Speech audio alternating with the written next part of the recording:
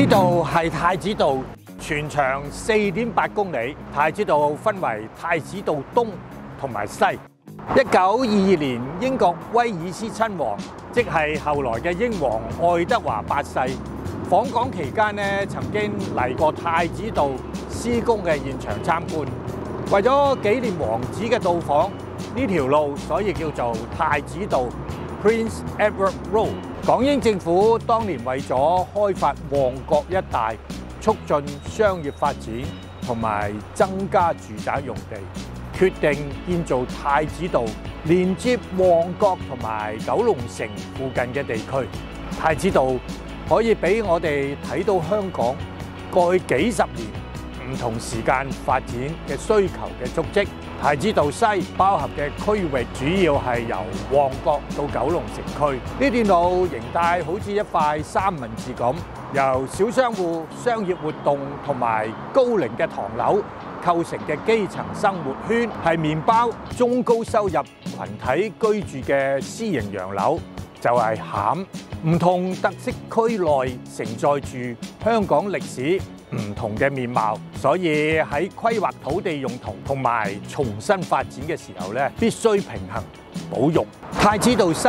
190至到204號，現時係一排活化咗嘅戰前騎樓式嘅雙連唐樓群，活化後保留咗魚鱗狀嘅浮雕，呈現當時流行嘅裝飾藝術 Art Deco， 簡約實用嘅建築風格。而家主要用途係作為商業同埋文化用途，地面係花店居多。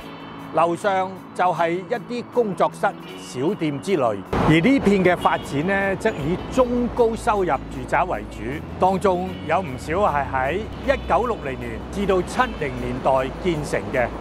早期啲興建嘅啲欄。咁呢度呢，就係即係重建嘅呢啲，係應對當時呢香港因為人口大幅增加嘅迫切住屋需求。太子道西另一端現時係有小潮州、小泰國之稱嘅九龍城，潮汕人同埋泰國華僑帶住佢哋嘅家鄉特色，多年前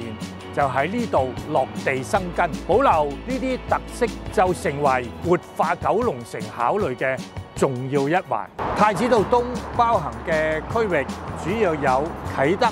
新蒲崗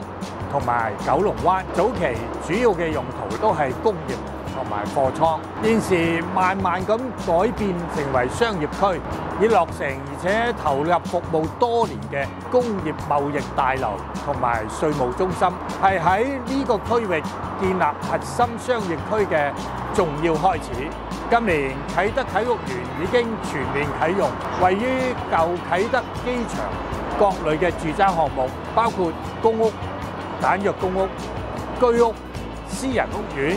亦都相繼落成同埋入住。隨住各類商住物業嘅落成，區內將會越嚟越熱鬧，帶動周邊嘅經濟，路通財通。